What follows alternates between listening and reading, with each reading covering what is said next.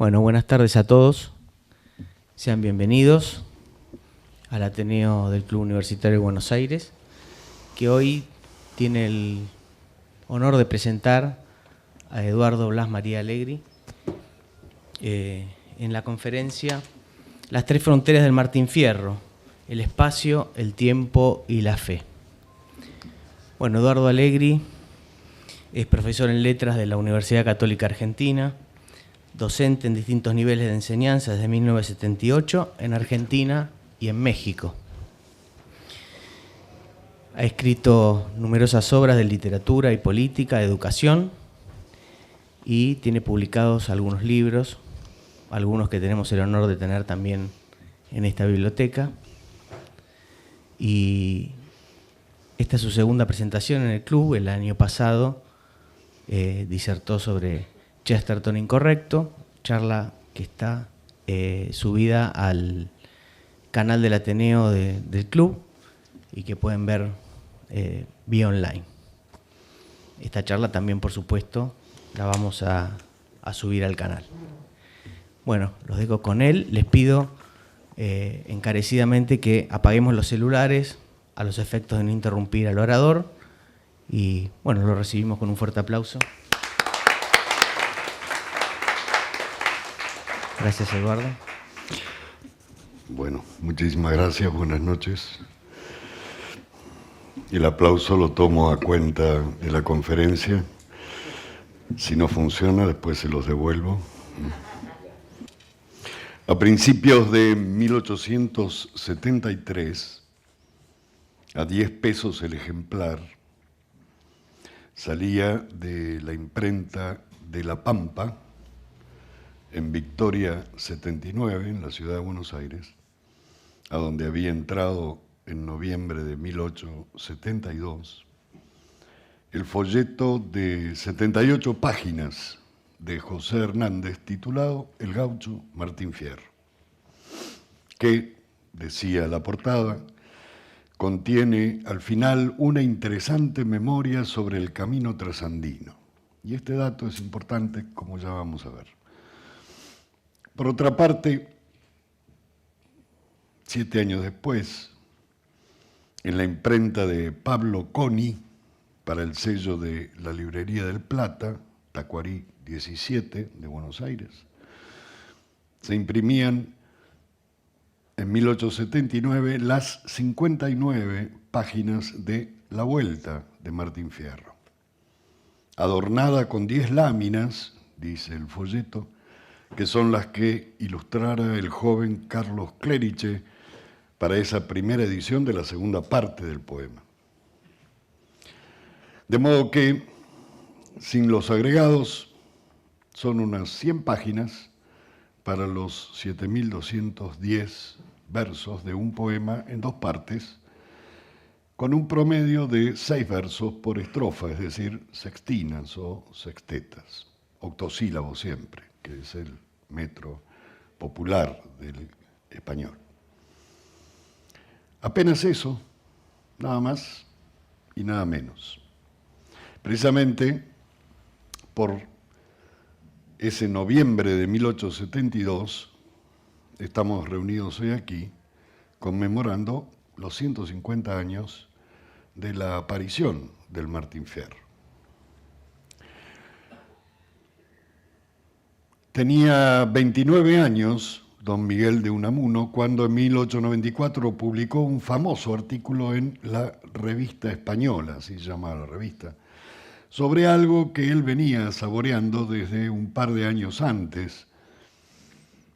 Poco más adelante, un personaje ya más importante que Unamuno, don Marcelino Menéndez y Pelayo, va a corroborar lo que dice Unamuno y lo va a amplificar, publicándolo primero en la antología y después en la historia de la poesía hispanoamericana, que tiene muchísimos tomos. Seguramente puede que haya un ejemplar de esa obra clásica aquí.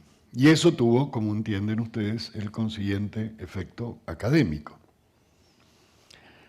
Ambas publicaciones son clarinadas europeas que a fines del siglo XIX y a principios del XX advierten ya la densidad de nuestra obra poética. Y como pasa en algunas ocasiones en la Argentina, en Europa se consigue, porque para esa época el Martín Fierro no tenía el prestigio que tuvo después, y en parte ese prestigio lo inició esta publicación europea, española, de Unamuno y sobre todo de Menéndez Pilayos, que era una autoridad en materia de literatura. El caso es que entonces de allí en más, con vaivenes, hasta la década de 1910 y más sostenidamente desde entonces, el Martín Fierro ha sido dicho de casi literalmente 1000 maneras por editores, eruditos, críticos, comentaristas y anotadores en el mundo y también en la Argentina, claro, siempre discutido, pero ya indiscutible. Se dice que después de la Biblia es la obra literaria más traducida en el mundo, a casi todos los idiomas vivos, hablados. Hay una edición muy simpática, casi inhallable, de Martín Fierro en latín, pero eso es para ojos gourmet, digamos así, que lo puedan saborear. Así las cosas, yo no creo que pueda agregar algo sustancial a los estudios y trabajos que ya han entusiasmado a tantos, desde los dos Lugones hasta Tiscornia, Leumann, Carrizo, Manso, De Pauli, Castro, Carilla, Cebes, Beco, Batisteza, Cortázar, Martínez Estrada, Borges, Pajés Larraya, Chávez, Aragón y tantos más. Son cientos quienes han ido develando el poema desde perspectivas diversas. No seré quien tenga la pretensión de competir con ellos en erudición o penetración o donosura para hablar del poema. No vaya a ser cosa que se me aplique aquello que dice el Martín Fierro cuando dice si creerá al mandar un gringo que nos manda alguna fiera. ¿De qué voy a hablar entonces? Si me permiten un capricho simbólico, digo que, y este va a ser mi tema, el poema nacional tiene la forma de una estrella de 8 puntas, la que entre nosotros llamamos la estrella federal. La cruz principal la forman lo que Leopoldo Marechal ha nombrado en la poética del Heptamerón, la horizontal del buey y la vertical del ángel.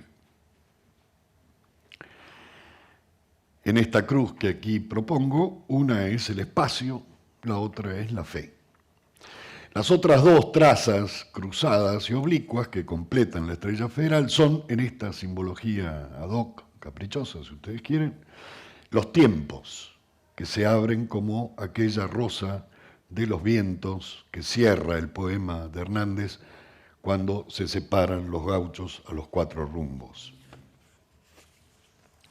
El propósito ahora es intentar justificar esta arbitrariedad hasta donde sea posible y decoroso. Por otra parte, veremos de espigar algunos de los sentidos que yo creo el poema tiene y que se refieren a la naturaleza histórica de nuestra patria, no ya del poema, pero entendiendo el poema como un emblema de esto, tanto resumen como profecía también de lo que somos los argentinos. Así que empecemos por el espacio, que es la horizontal del buey que dice Marechal. Una de las constantes en la llamada poesía o literatura gauchesca, aunque lo gaucho en ella en algunos casos sea solo incidental y en otros casi ni siquiera, precisamente una de las constantes es la incorporación del espacio como motivo poético. Y eso es comprensible. Particularmente América ha significado siempre una novedad espacial de proporciones espantables para los ojos de los viajeros y aún de sus habitantes. Desde Colón en adelante, desde las navegaciones de España y de Portugal, la medida planetaria reconoció existencialmente límites nuevos, inusitados. y el tamaño y la proporción de la Tierra incorporada a la imaginación de las dimensiones del mundo siempre y todavía es un tópico de maravillas. Recuerden que aún todavía en época de Cortés, principios del siglo XVI, se creía que lo que era una isla era el continente y lo que era el continente era una isla. No se tenía dimensión de lo que América, desde el Ártico al Antártico, significaba en el mapa. Porque una cosa es ver un mapa y otra cosa es tener que caminar la Tierra que va de norte a sur del planeta. De modo que esa espina dorsal del planeta tiene un descubrimiento adicional, que es el de las llanuras enormes de la Pampa. Si pensamos en esto, vamos a completar la visión que cualquiera que no sea americano nativo o aquerenciado puede hacerse de nuestras enormidades geográficas y de lo que importa convivir con ese paisaje.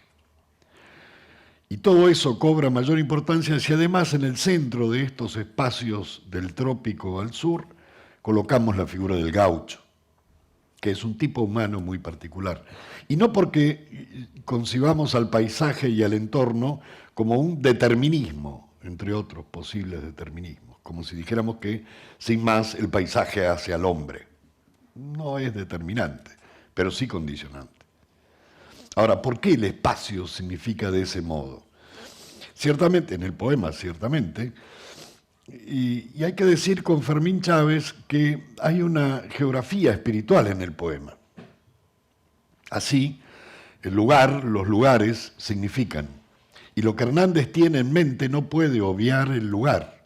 La campaña que con tanta frescura Hernández conoció en su adolescencia, en su juventud surera, viajando con su padre y sus hermanos, y su hermano Rafael especialmente, y conviviendo con la naturaleza rural de la Argentina, es opuesta a la ciudad, y no por mera yuxtaposición territorial, no porque una esté al lado de la otra. Más y más se va volviendo un opuesto casi contradictorio. Y aunque es verdad que se recibe al modo del recipiente, el paisaje ayuda a moldear la mirada y el corazón. Esta yuxtaposición casi contradictoria la arrastramos hasta nuestros días, aún por cuestiones políticas y aún por cuestiones políticas menores, y aún por cuestiones económicas, pero seguimos arrastrando esa oposición entre la ciudad y el campo.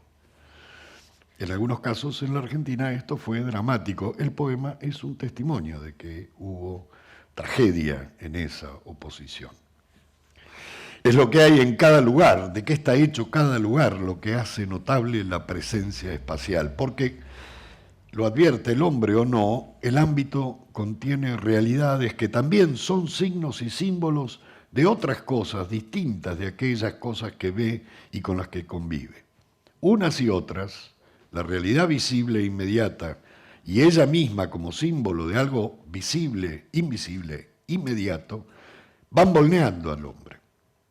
Es que hombre y ámbito se fecundan mutuamente, y de allí que sea importante advertir que de todo lo que hay, y en el centro de todo lo que hay, está la figura de este tipo de hombre, que es lo que Hernández conoció y apreció, y que pugna por sostener y defender. Aquí una primera salvedad muy breve respecto de eso que dije al principio cuando advertí que esa relación muy interesante del camino trasandino, ¿qué tiene que hacer en el título del Martín Fierro? Claro, para nosotros el Martín Fierro se basta solo, no necesita ningún acompañante prestigioso.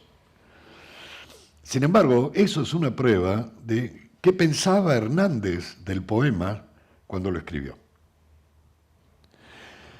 Y me adelanto a decir una cosa que tal vez repita, pero si no me acuerdo de repetirla, la digo ahora. Para Hernández, su libro principal eran las instrucciones para el estanciero, no el Martín Fierro.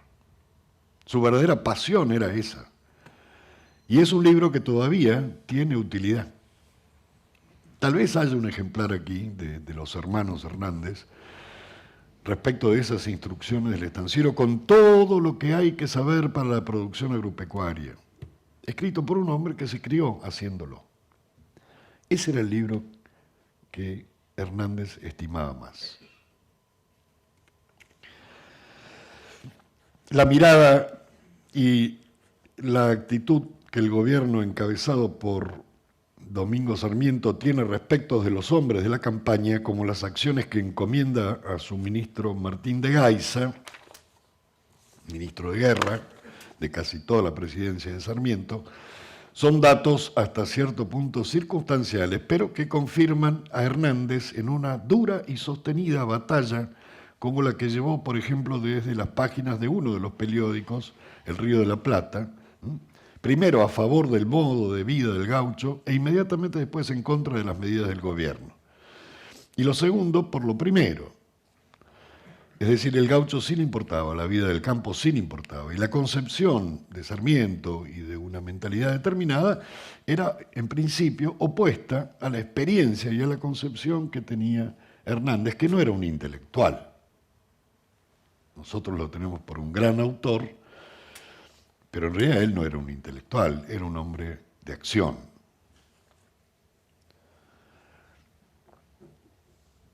Ya había hecho Hernández sus opciones políticas en años anteriores a la aparición del Martín Fierro, eligiendo bandos residuales de la lucha entre unitarios y federales, dos insignias que él tenía mezcladas en su sangre, porque tenía parte de la familia de un lado y del otro. Y había combatido a la persona y el proyecto que inspiraba Mitre en esa época. Se sabe ya que los días que pasó en Santana do Livramento, en el Río Grande brasileño, después de la derrota jordanista de Ñaembé en enero de 1871, le dejaron en el espíritu una impronta fuerte en relación directa con los asuntos que trata el poema, hasta empujarlo ahí mismo, en ese mismo lugar, en ese exilio, lo empujaron a empezar a componer y entonar allí versos que terminarían siendo después la obra que estamos comentando. El mismo Hernández, apunta en sus cartas y editoriales la experiencia de haber convivido en el Brasil y en el Uruguay con los desechos gauchos que huían exilados de las campañas mesopotámicas y bonaerenses, escapando con lo puesto de las levas gubernamentales. Fierro, por ejemplo, no lo hizo, no escapó. Huyeron los más matreros y lograron escapar. Yo no quise disparar, soy manso y no había por qué. Muy tranquilo me quedé y ansí me dejé agarrar. Largamente fundó Hernández las razones de la conveniencia de la presencia del gaucho en la campaña. Largamente advirtió y profetizó la inconveniencia de traslocarlo, de perseguirlo, de pervertirlo y con él a su familia y su vida, su modo de trabajar y de sostener un modus essendi y un modus vivendi, que no era solo cuestión de pilchas y ranchos, sino una simbiosis profunda de un hombre con la tierra. Hombre y paisaje que, ya lo dijimos, de algún modo se engendran mutuamente, se fecundan mutuamente. Cuando la prosa periodística de Hernández y su discurso político todavía no se habían apagado del todo, la convicción y la furia, el sentido de sus vivencias y de sus ideas se desbordaron en los 13 cantos del gaucho Martín Fierro. Recuerden que la derrota de Ñaembé fue en 1871, en enero, y Hernández ya tiene la primera parte del Martín Fierro, el gaucho Martín Fierro, lista para publicar hacia mediados del año siguiente.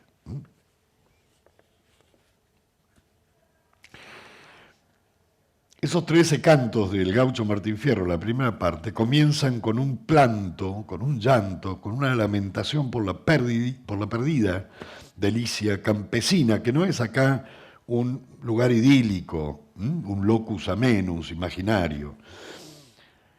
Y esa primera parte termina con la disolución de las vidas de Fierro y Cruz en el desierto, rumbo a un no espacio, al lugar desesperante y desesperado de las tolderías pampas, a donde el hombre se pierde. Y como dice el Martín Fierro, el cristiano se pierde en tierras del infiel. Por eso se considera esas tierras se las considera en la primera parte un no espacio, es un no lugar. Damos por sabido y por cierto que el poema tuvo su génesis material en el mismo destierro de su autor. Lo empezó a escribir él mismo desterrado, conviviendo con los gauchos. Y hay que advertir un detalle. Hernández era un hombre enorme, en volumen físico. Medía 1,90 m, era muy impresionante, tenía una voz muy particular, un atractivo enorme con las mujeres, entre otras cosas, porque era muy galante y tenía una memoria de elefante. Él podía oír una tirada de una payada y repetirla exactamente igual, no importa qué cantidad de versos tuviera. Y esto, muy importante, refresquen la lectura del Martín Fierro y se van a dar cuenta de la importancia que tiene para el personaje el canto. Porque esto es parte de la vida de este tipo humano. Hernández tocaba muy bien la guitarra, cantaba muy bien, improvisaba muy bien y recordaba perfectamente bien décimas, sextinas, coplas, y las repetía. Y por supuesto, a las niñas de entonces eso les encantaba porque se las dedicaba. Era mucho más barato que un McDonald's.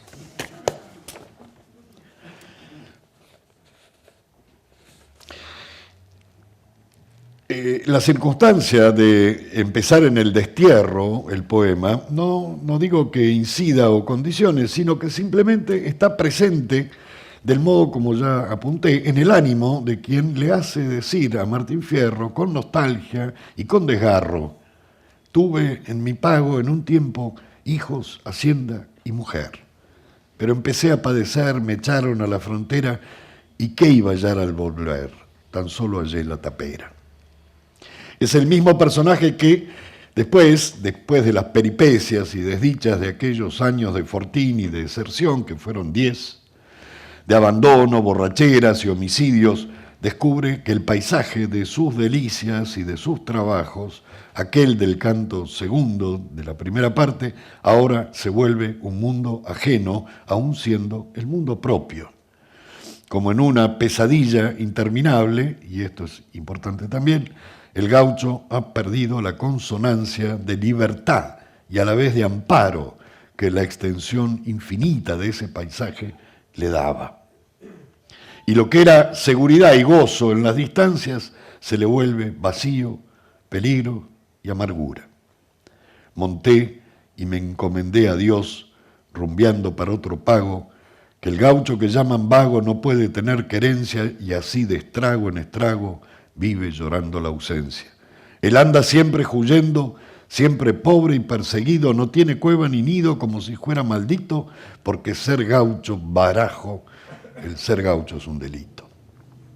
¿Alguna vez, acaso, recupera siquiera algo de aquella consonancia con el paisaje cuando, después de matrerear y vivir en las márgenes de la civilización, huye de las casas al campo, recordando con nostalgia instintiva ese refugio de la pampa, ese refugio de la inmensidad? Y en eso está cuando su suerte cambia de modo terrible, aunque no definitivo.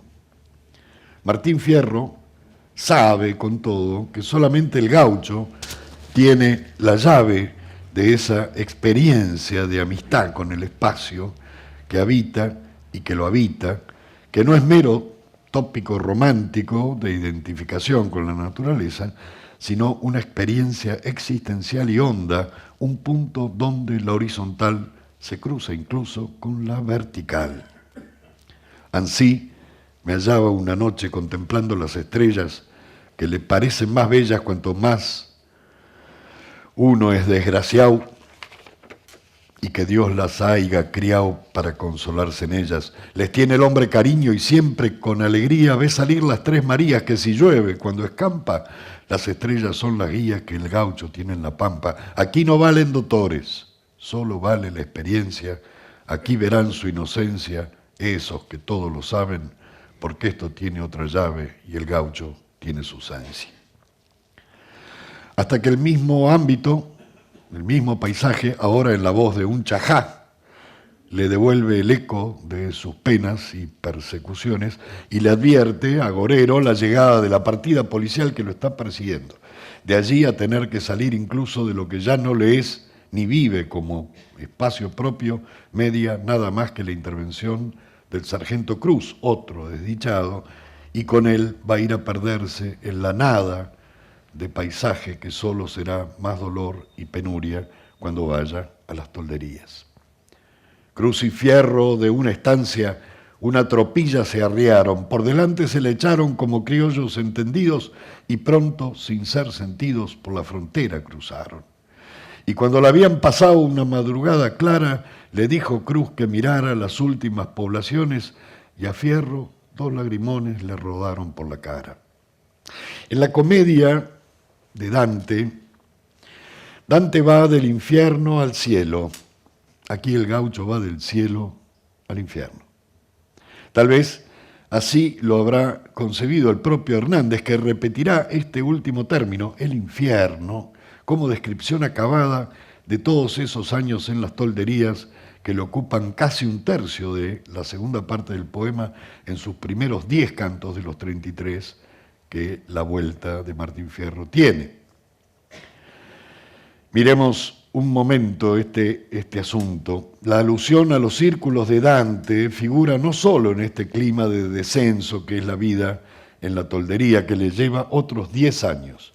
10 años de Fortín, 10 años de toldería. De manera que el tipo vuelve a verse, por ejemplo, con sus hijos 20 años después.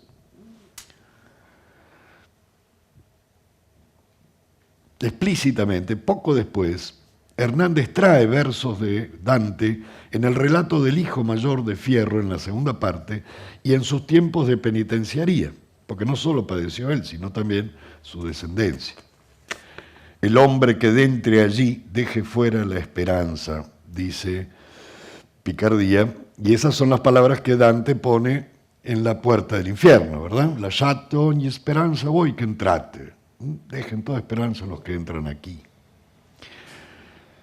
Lo reitera, y no casualmente, estas menciones del infierno, calificando espacios y peripecias, que son para el gaucho un infierno. En los relatos cruzados del reencuentro de Fierro con los hijos y con el hijo de Cruz, la misma palabra infierno campea, definiendo desdichas, a veces grotescas, siempre infelices, que llevan a los hombres a la degradación y al envilecimiento. Y Fierro usa el mismo nombre cuando se despide de la cautiva y de las tolderías cuando logra escapar y del desierto hostil. Han cruzado juntos la inmensidad áspera de una pampa que les es ajena, escapando de los indios. Finalmente han vuelto a pisar la tierra en donde crece el ombú, dice el poema, y Fierro besa la tierra bendita que ya no pisa el salvaje. Y así como de una estancia salieron Fierro y Cruz, como acabamos de ver, con algo robado, aquella tropilla que llevaban por delante para cruzar la frontera y llevar algo, digamos, con qué sobrevivir, a una estancia vuelve a llegar, después del cruce de la vuelta, y ahora con una mujer cautiva, que es un robo que robaron los indios, y que él está reintegrando a la cristiandad y al ámbito que le es propio. Robo por robo, digamos así. Les roba algo robado a los indios. La concepción del espacio cambió, se maridó con las desgracias, pese a que la frontera lineal, material, permanece y ha sido traspasada de ida y de vuelta. Ahí mismo me despedí de mi infeliz compañera, me voy, le dije, aunque quiera, aunque me agarre, ande quiera, aunque me agarre el gobierno, pues infierno por infierno, prefiero el de la frontera. Así dicho, parecería no haber cielo para quien todo es infierno. Finalmente, y sin embargo, para todos ellos, protagonistas gauchos en la voz de Fierro, habrá redención. Todos estarán, por así decirlo, en términos tanto espaciales como espirituales, de vuelta. Claro que ellos ya no son los mismos y el espacio en el que se diseminan tampoco.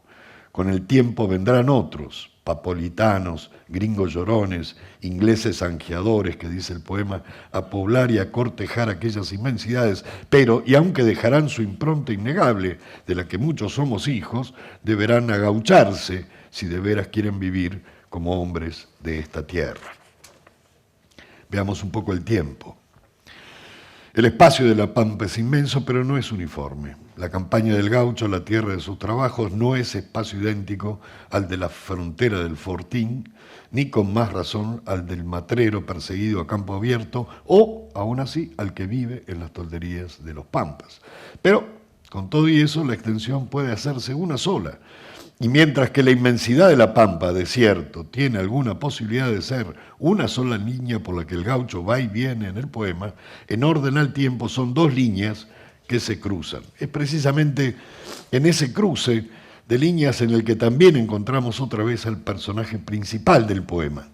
El tiempo se constituye así en otra frontera más de la obra, que ya tiene en el espacio y en la circunstancia espacial del personaje el sentido de una delimitación trágica, como vemos, su vida tensa entre el ámbito del cristiano y el ámbito del toldo.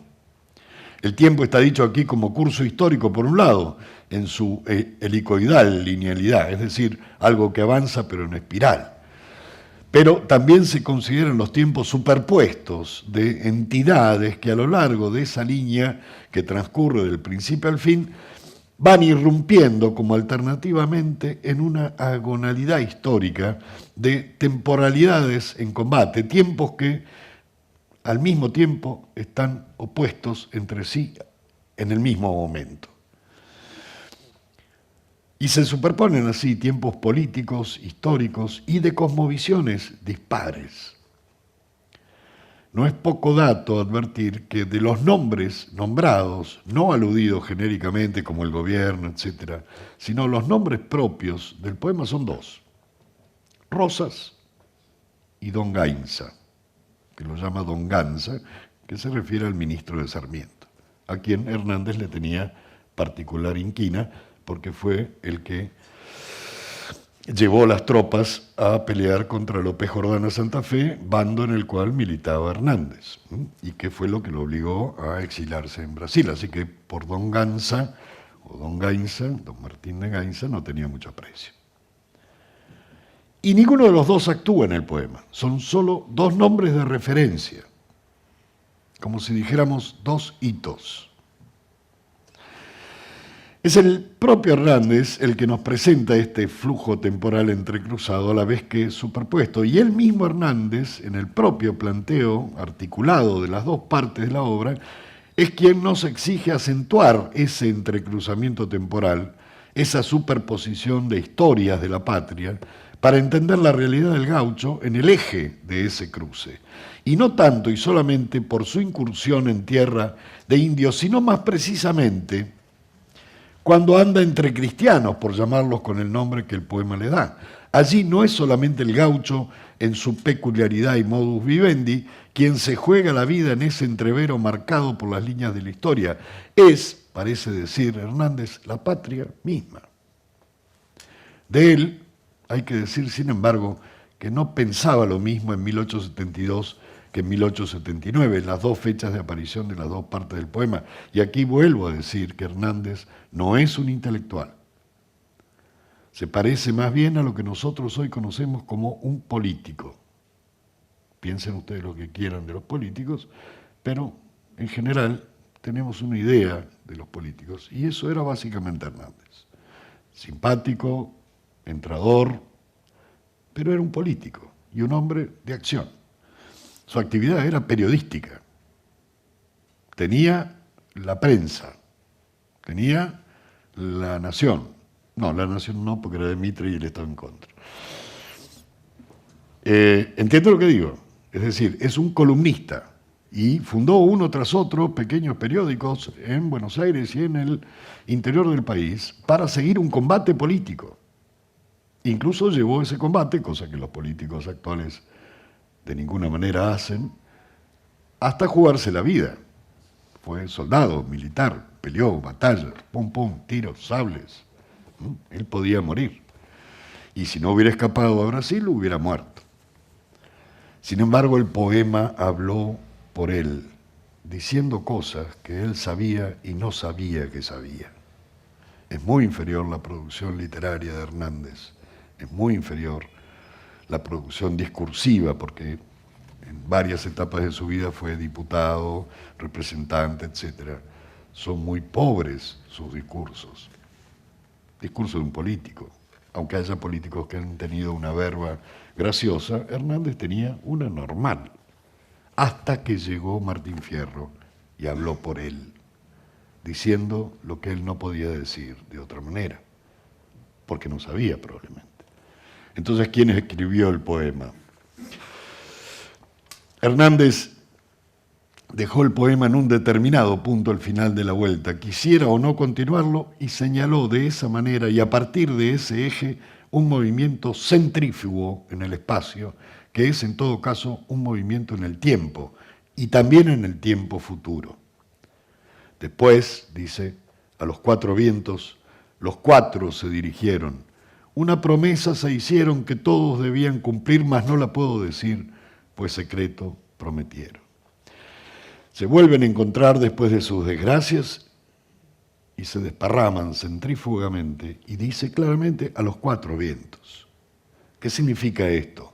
Hernández nunca lo explicó. El gaucho se disemina por la pampa y va a reproducirse. Bueno, eso parece que pasó porque pasa, está allí. Y en la campaña se lo quiere al gaucho y se lo dice y se lo repite. Y muchos autores musicales han tenido que grabar el poema para que lo oigan los paisanos. En general, en el campo no se dice gaucho, se dice paisano, ¿no? Sobre todo en la provincia de Buenos Aires y en Santa Fe. Es medio atildado decir gaucho. Gaucho es un adjetivo, es un tipo gaucho. Pero cuando se refieren a alguien le dicen, este paisano, se refieren a alguien de esa manera. De modo que, por una parte, se trata de un emblema de las sendas históricas que tiene recorrida la patria en su historia, no el gaucho ya, sino toda la patria y toda la historia de la patria, y que en la medida de no solamente las tiene ante sí, sino en su mismo interior, parecería tenerlas todavía hoy, cuando ya no suenan igual las fronteras de federales y unitarios, tal vez sí, de civilización y barbarie, tal vez sí, de campañas, toldos, ciudad, etc. Pero, insisto, campo y ciudad, campo y Buenos Aires, es un tópico de oposición viejo, viejo. Recuerden las cartas del general San Martín a su amigo Pueyrredón, a su amigo Guido, a su amigo Godoy Cruz, execrando a Buenos Aires. Todos los males vienen de allí, de gente ociosa que no tiene nada que perder. Probablemente no. Probablemente es una cobardía. Tenía razón, es lo que quiero decir. En multitud de estudios y trabajos se ha repasado una y otra vez el curso de las ideas de Hernández y se ha hecho mucho por encontrar en el poema el reflejo de ese curso, como decía recién. Así como sabemos de los vaivenes políticos del hombre, sabemos que Hernández, si acaso, era un periodista y hay ejemplos sobrados de su pluma. Pero no hay modo de forjar un escritor de esos escritos periodísticos, como dije recién, porque no hay materia para eso. Fue un hombre de la política y recorrió el camino por las huellas que por entonces un hombre político tenía que recorrer. De la campaña militar al cargo público, de la página polémica a los exilios del derrotado, de los alzamientos, finalmente a las bancas y a arreglarse más o menos, entenderse, con incluso Mitre, al final de sus días. Pero el Martín Fierro ya estaba escrito. Y es en ese marco de acción y de vivencias que él concibe precisamente y ve la luz el Martín Fierro. Es un libelo político que trasciende al fin las polémicas de coyunturas. Bien, se ha dicho que Hernández escribió esto con el corazón más que con la cabeza. Y el corazón es aquella interioridad más propia, íntima nuestra, pero no por ello la más accesible a nuestra conciencia, sino frecuentemente al contrario. Algo tiene de creación inconsciente, como decía también Lugones respecto del Martín Fierro. Muy bien.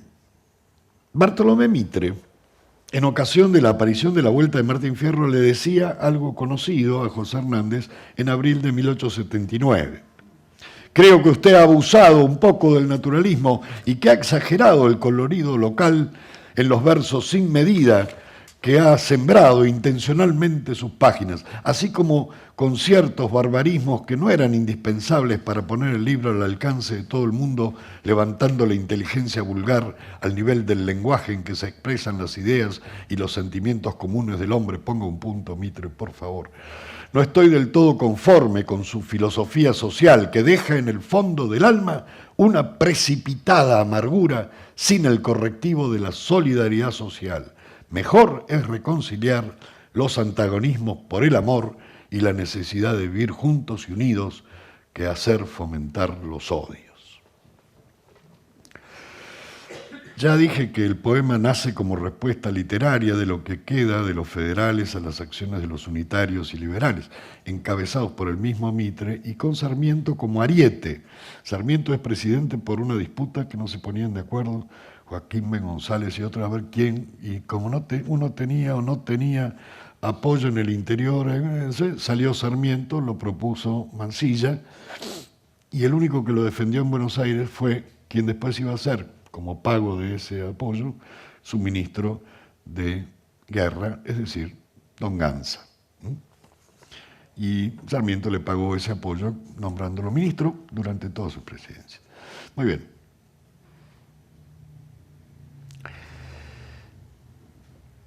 Sarmiento al final de sus días cambió su perspectiva y se arrepentía un poco de lo que había hecho. Mitre no.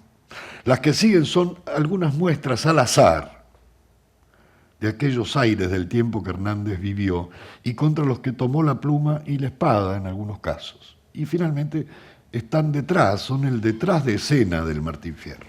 Y permítame que haga un rosario de pequeños fragmentos.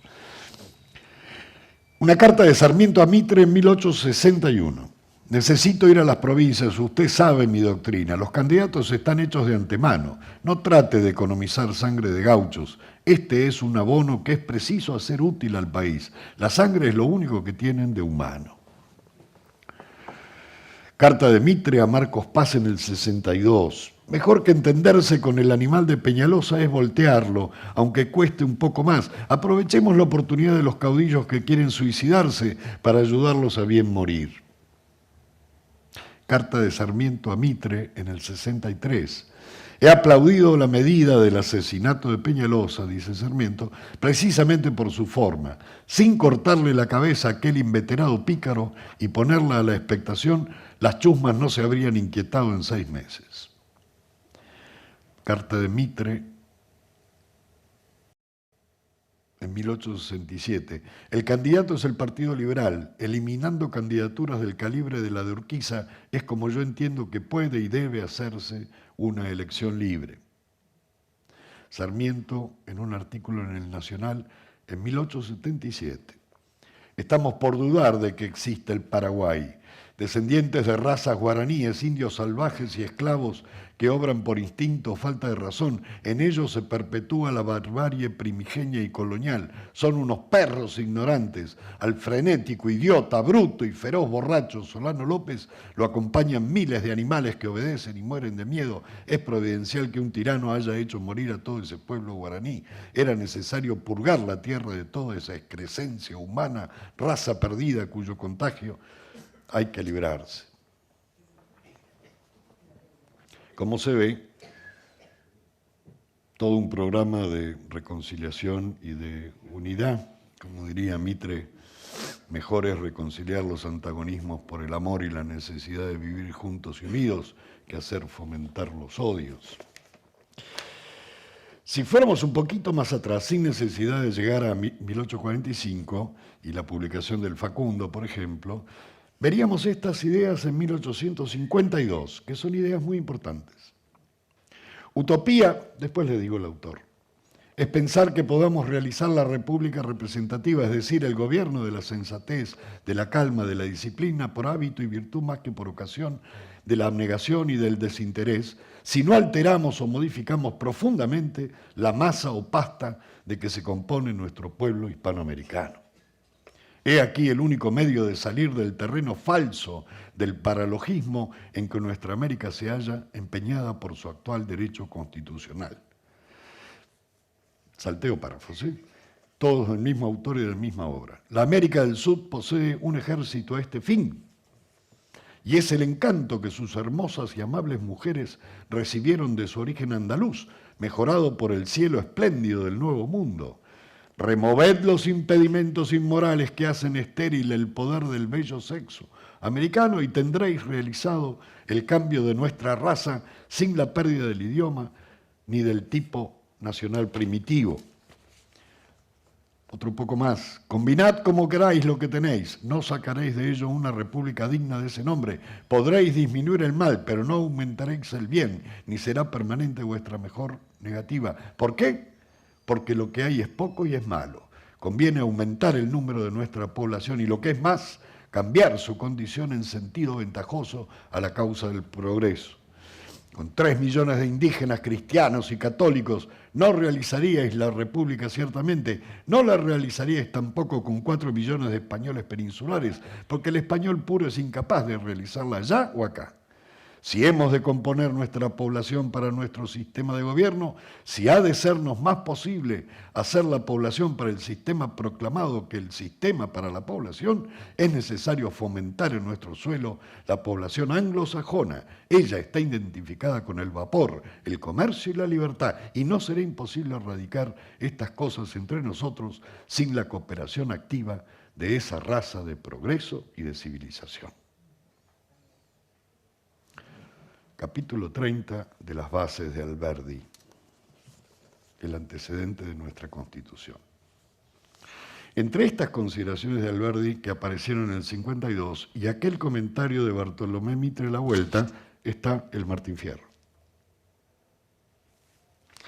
Es ella misma una obra de tiempos fronterizos, como se ve. Hoy hablaríamos de modelos, y ciertamente que se trata de moldes.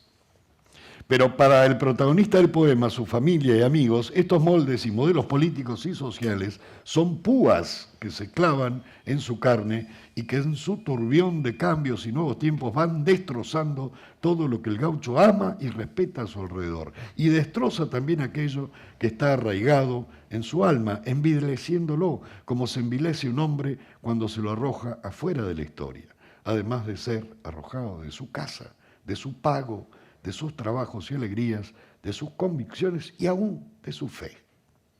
El alegato de Hernández se repite política, periodística y en este caso literariamente. Esto han hecho del gaucho, esto harán de él y eso está mal. Es el resumen del Martín Fierro.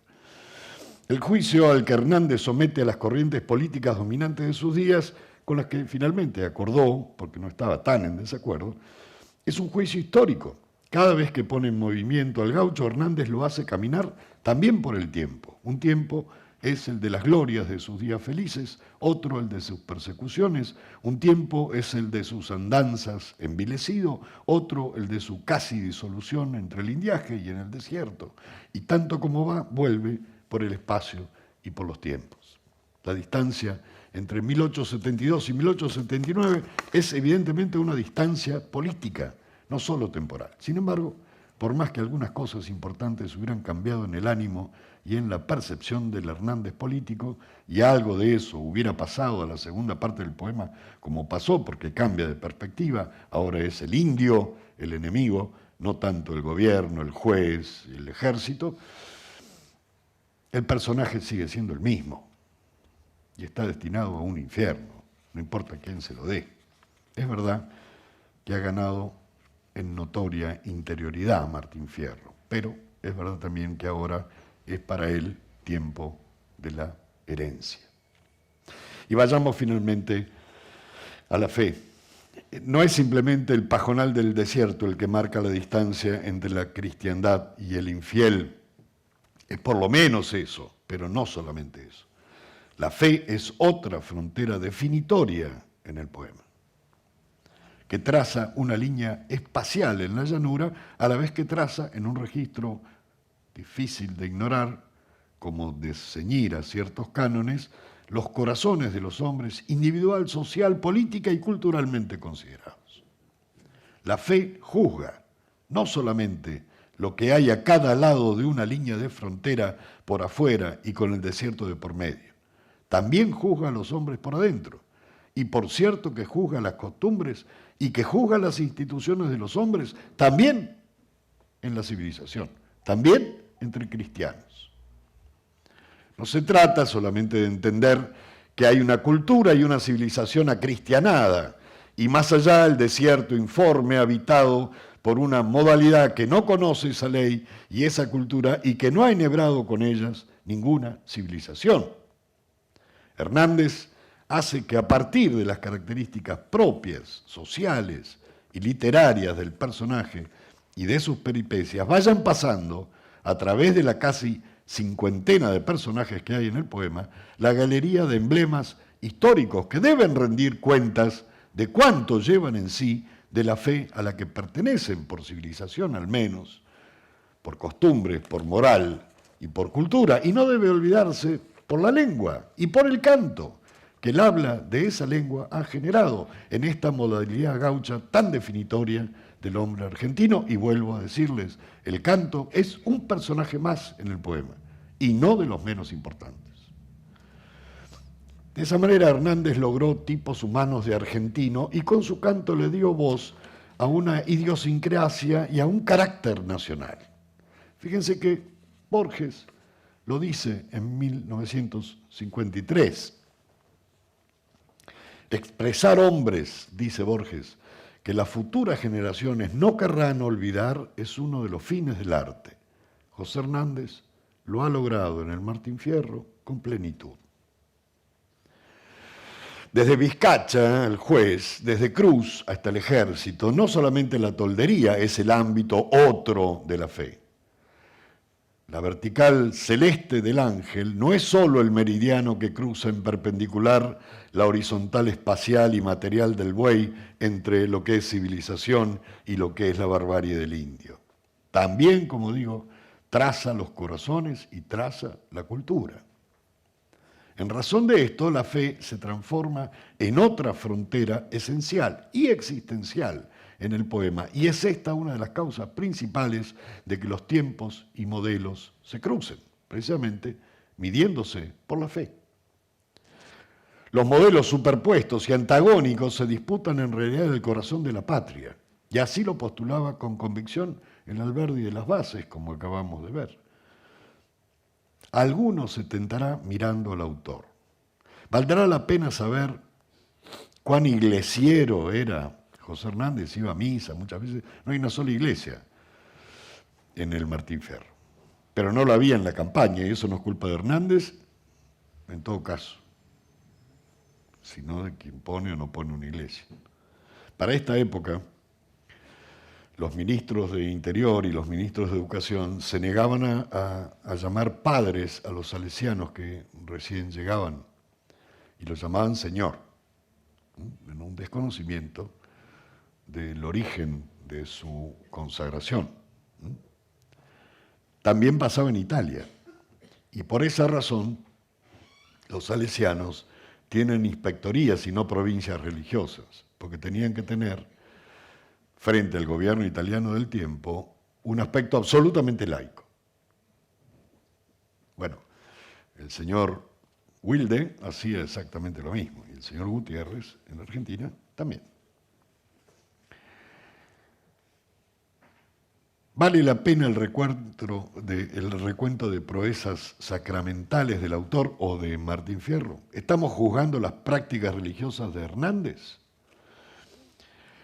Tal vez haya que concentrar la mirada en todo caso en el personaje que engendró no simplemente su imaginación, sino su observación de muchos años, su vida entre ellos, su memoria prodigiosa respecto de las personas reales con la que está amasada la figura poética de Fierro. ¿Quiénes son los modelos? ¿Qué piensan? ¿Qué sienten? ¿Cómo ven? Así, en la medida en que una creación literaria propone el modelo o la memoria de algo que no debe perderse, como dijo Borges, Fierro era para Hernández el arquetipo de algo sustancialmente argentino cuya memoria no debía perderse. Y guarden estas palabras que les digo al terminar. En mi obra he de continuar hasta dárselas concluida, si el ingenio o si la vida no me llegan a faltar. Y si la vida me falta, ténganlo todos por cierto, que el gaucho hasta en el desierto sentirá en tal ocasión tristeza en el corazón al saber que yo estoy muerto. Pues son mis dichas desdichas, las de todos mis hermanos. Ellos guardarán ufanos en su corazón mi historia, me tendrán en su memoria para siempre mis paisanos. Los 7.210 versos del poema se reparten en 1.193 combinaciones estróficas en las que, como dije, prevalecen las sextinas o sextetas, como quieran llamarlas. Pero se notó ya que hay una presencia, y esto fue medido y contado, fuerte de religiosidad cristiana en unas 300 de esas casi 1.200 estrofas. Y cuando digo esto, digo específicamente cristianos, no genéricamente cristianos. Precisamente en ese sentido vale la pena repetir una circunstancia notable por si no se la tiene presente siempre, para no fatigar la visión conspirativa. Tal vez haya sido la vida hasta cierto punto autónoma de las obras de arte lo que ha hecho que muchas de las notas que caracterizan un modelo despreciable en el poema hayan llegado a constituirse en tópicos de sabiduría gaucha, cuando en realidad en el poema son su antítesis. Tal el caso de los consejos de Vizcacha. Martín Fierro da más consejos que Vizcacha. Pero hay 9 consejos de Vizcacha, entre los cuales, y ya que está de moda, hacete amigo del juez, es uno de ellos, que pasan por ser sabiduría gaucha. Y en el poema son específicamente censurados, criticados, opuestos a la verdadera sabiduría gaucha. 9 de los consejos de Vizcacha pasaron al acervo común, parece una conspiración. Y solamente 5 de los de Fierro, que son más que los de Vizcacha, se mezclaron en esa cuestión. Cosa mandinga, diría. Literalmente. Aún dejando el análisis de esta curiosidad para un apéndice que habría que hacer, conviene destacar que esta anomalía y paradoja no deja de ser un homenaje indirecto, y bien que un poco tortuoso, a la moral auténtica del gaucho y a su verdadero concepto de vida, opuesto al de Vizcacha precisamente. Porque cada vez que haya que recordar que los consejos de Vizcacha son viles en su mayoría, habrá que recordar sus opuestos, que son los de Fierro a sus hijos y al hijo de Cruz, a Picardía. Y con eso repasar una vez más y reconocer una vez más de qué está hecha la fibra de la moral gaucha, cuál es el cartabón de su conducta, cuál es su concepto de la existencia y de su fin personal. Porque no solamente se trata de los consejos afamados, los trances más terribles los pasa el gaucho de la mano del ángel y de su vertical celeste. Las muertes, por ejemplo, que no son pocas, lo mueven a arrepentimientos, en algunos casos a piedad, en otros, y siempre son arrepentimientos y piedades religiosas. Acción de gracias, oración, contemplación sobrenatural de lo natural, tanto del campo, las estrellas, como de la mujer, del trabajo, o del don de la palabra humana y del canto. Escalas todas que o confortan o acompañan al gaucho en su tránsito por este que considera un valle de lágrimas, un infierno, del que solo tiene consuelo gracias a Dios, literalmente hablando. Se ha dicho recién que la vertical de la fe no solamente traza el espacio en el poema, traza principalmente el tiempo y el corazón de los hombres. No es exagerado decir que la inversión de civilización y barbarie que tantas veces se ha apuntado en relación con la intención del poema ocurre cuando el cristiano por origen y por civilización y cultura se comporta como un bárbaro, como un salvaje. La cultura que lo sustenta lo está juzgando y está juzgando a la vez a la nueva cultura que se forja en la fragua de nuevas ideas, de nuevas visiones del mundo y del hombre, en nuevas morales. Vizcacha podrá resultar una caricatura conveniente del gaucho, pero está claro que Vizcacha es el gaucho que el gaucho no quiere. Con todo, no hay más de una similitud entre este hombre envilecido y los representantes del gobierno y de las instituciones, del ejército y la Guardia Nacional, o de la justicia y de la partida policial. ¿No los hace pasar Hernández ante nuestra vista cuando oímos sus cantos, haciéndonos ver en ellos los modelos de lo que no debe ser? Y es el caso que no podemos medir en el poema sino con la figura de Fierro y de los que son como él. Incluso en la toldería, allí mismo donde no hay a los ojos de Fierro piedad alguna y donde el indio ni siquiera ríe porque, dice, la risa en sus alegrías le pertenece al cristiano. También allí la vertical del ángel aparece, más allá de la frontera del espacio horizontal entre la cristiandad y el infiel, y cruza el corazón de un salvaje que 2 veces salva a Fierro y a Cruz.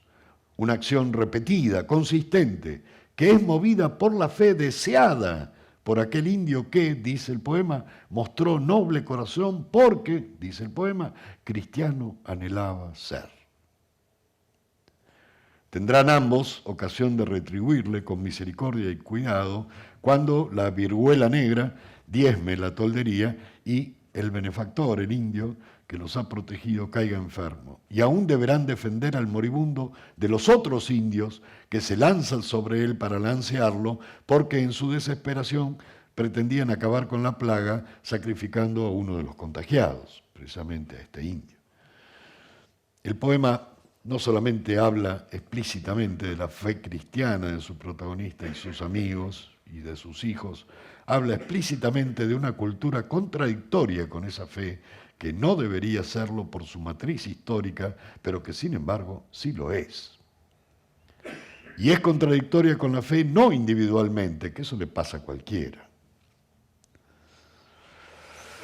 Es contradictoria social y políticamente porque genera una matriz nueva, que así está dicho, con el gaucho desdeña también la fe del gaucho y sus criterios no son los suyos. Así las cosas, el poema nos obliga siempre a considerar cuál es y en qué se funda la civilización y de qué está hecha la barbarie. Y por esto resulta que lo mismo que para uno se llama progreso y civilización, para otro se llama infierno y barbarie. Han sido muy amables, muchas gracias. Muchas gracias, Eduardo. Bueno, abrimos, si quieren, alguna pregunta que quiera hacer el público.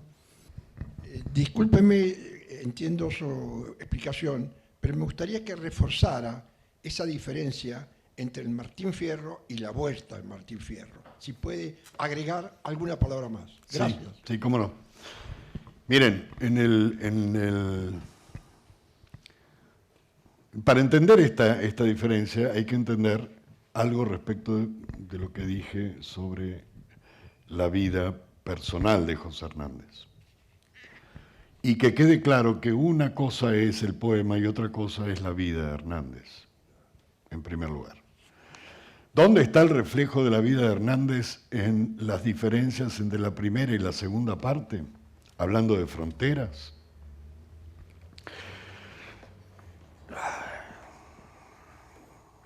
Yo no quiero herir a nadie, pero tengo que usar ejemplos que todos conocemos, porque por ahí no todos conocen la historia política de la Argentina de 1879, 1880, pero todos leen los diarios. Como si yo dijera que Hernández borocoteaba un poco. Pero eso era producto también de que su ideología, digamos así, era fervorosa, ferviente, pero él tenía que ubicarse diariamente en algún polo. Tuvo el coraje que no tuvieron otros de combatir desde sus convicciones mucho tiempo después del 53. ¿Se entiende lo que quiero decir? Es decir, un proyecto que vamos a llamar liberal, él también lo era. De alguna manera lo era, mitigado por la historia personal y por sus vivencias y por algunas convicciones. Era más bien autonomista, si ustedes quieren, no liberal. Pero de raíces federales. Una cosa que siguió pasando en la Argentina y sigue, y seguirá, porque mientras no... Les voy a contar una cosa, me perdonan un excursus para entender, nosotros los argentinos tenemos la costumbre de ser ónfalo del mundo, que en lenguaje vulgar significa ombligo del mundo. Y entonces creemos que somos inéditos en toda suerte de cosas. Y hablamos de federales y unitarios y de guerras no concluidas y de diferencias no concluidas, como si nos pasara solamente a nosotros y no a los hindúes después de 5.000 años o a las tribus africanas después de 3.000.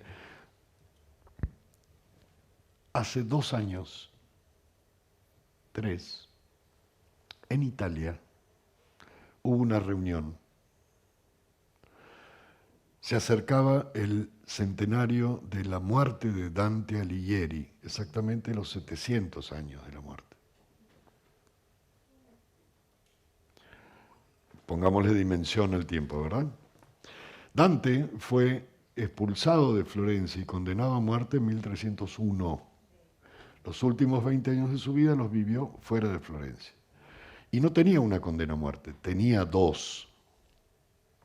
Uno de quienes lo condenó en el ayuntamiento, en el gobierno de Florencia, fue un tal señor Gabrieli. Vamos a suponer que era él. A nuestros ojos, Gabrieli era como si dijéramos el ministro del Interior. Y le dictó la condena. Tuvieron la idea los italianos en Florencia de juntar a un descendiente de Gabrieli y a un descendiente de Dante, para ver si hacían las paces de una buena vez por todas. Dante no volvió a Florencia todavía. Hace 700 y pico de años que murió y todavía no volvió.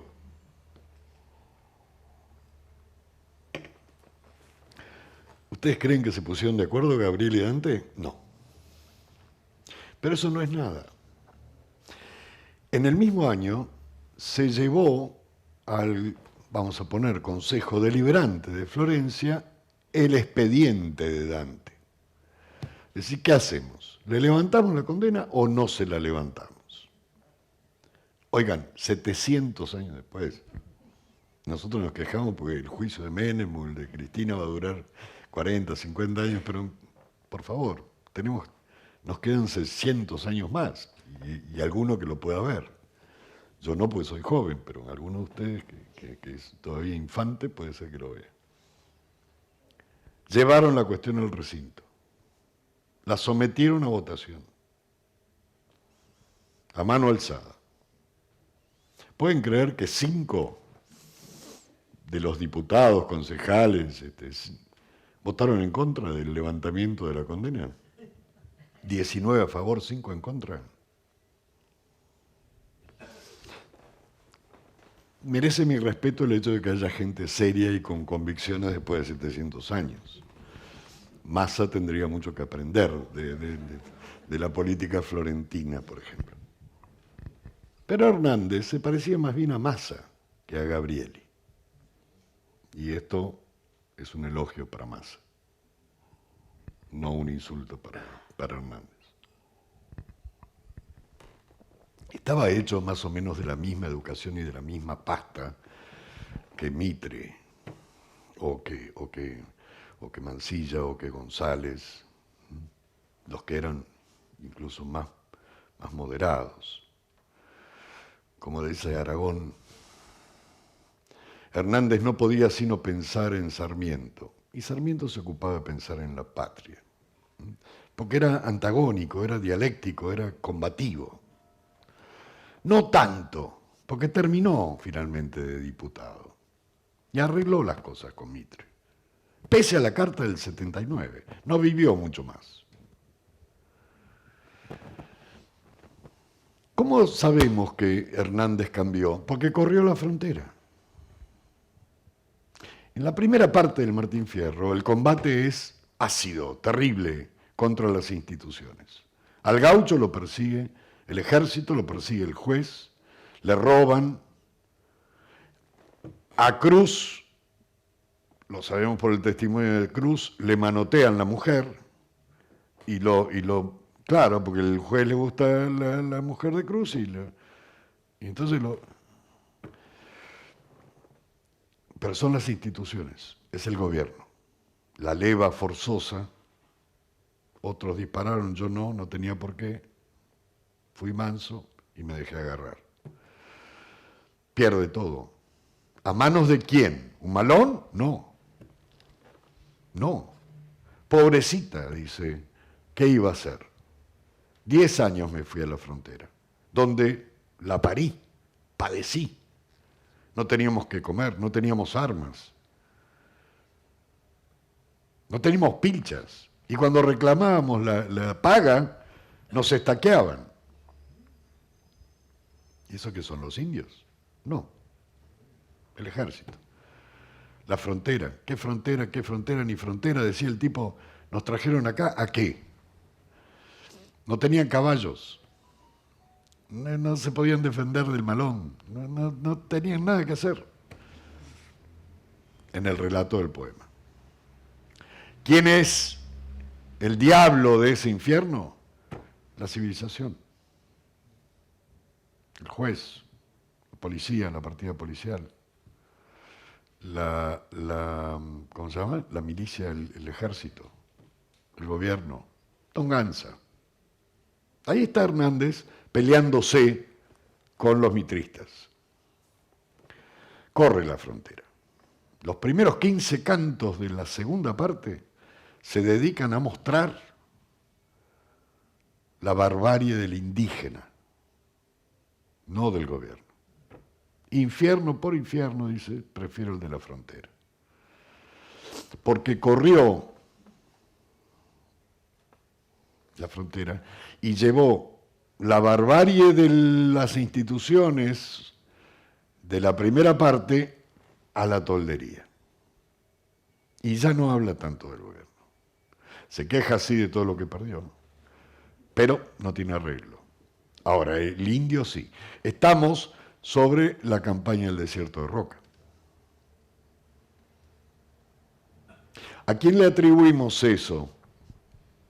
Un amigo mío decía, eso es la masonería, y puede ser, pero me importa poco que sea la masonería.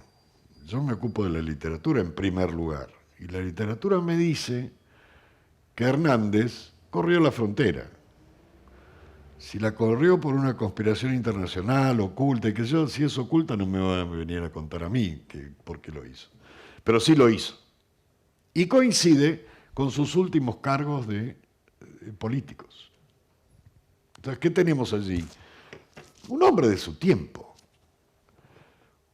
Lo que dice bien Lugones, una creación inconsciente. Y lo que dice bien Aragón, Hernández era quien era, pero había que hablar del gaucho. Y vino Martín Fierro y habló por él.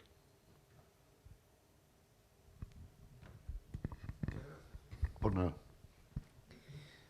No sé si alguien tiene alguna otra pregunta. La señora quería hacer un comentario, sí. Yo sentí que Martín Fierro es como un expatriado en su propio espacio. Pero en algún momento de su disertación pensé también que a lo mejor inconscientemente Hernández escribió el Martín Fierro en oposición a Quiroga, pero eso se me ocurrió ahora. No hay rastros de eso, por lo menos críticos no hay rastros de eso. Usted dice bien la primera parte y si eso entendió, me alegro, que me quedo tranquilo porque eso es lo que quise decir. Efectivamente, entiendan, resumiendo, no es que no lo hayan entendido porque es prueba que sí lo han entendido, que yo tracé dos cruces superpuestas. La oblicua es la centrífuga de las líneas políticas, que en el medio de esa oblicua está el gaucho, en el poema. Las otras dos son fronteras espaciales que significan mucho en el poema, porque el gaucho va de un lado a otro y según dónde está en ese espacio, así es su situación. Ahora, él tuvo infierno en la civilización, lo corrieron al espacio intermedio entre la civilización y la barbarie del indio. Y después tuvo infierno ahí en el medio, y después tuvo infierno en la toldería. Todo espacio para él significaba una vida infernal. En algunos casos porque lo corrían. Se ha discutido mucho si, Borges es uno de los que lo dice, si Martín Fierro es un asesino. Y efectivamente sí lo es. Claro que sí. Pero siempre se cita en la primera parte, digamos, no se cita ni el arrepentimiento, ni el procurar reparar lo que hizo y demás, que sí lo hace. No está orgulloso de haber matado. Ahora, en el poema se dice una cosa respecto de eso que también importa. Usted envilece a un hombre y lo lleva a la desesperación, el hombre es libre, pero usted lo ha condicionado gravemente. Lo ha transformado en un tipo al que le ha sacado la mujer, los hijos, el rancho, no le dejó nada, no le dejó trabajo, está con lo opuesto, lo transformó en un tipo que tiene que robar para vivir, lo desprecia, lo quiere cambiar. Bueno, lean Alberdi, qué sé yo, lean las cartas de Mitre, no sé. ¿Qué es la ventaja que tiene el proceso histórico argentino? La gente deja los dedos pegados en todas partes. Entonces no hay que hacer mucha elaboración conspirativa. Hay que leer los archivos, nada más. Bien, señores, les agradezco infinito. Muchas gracias.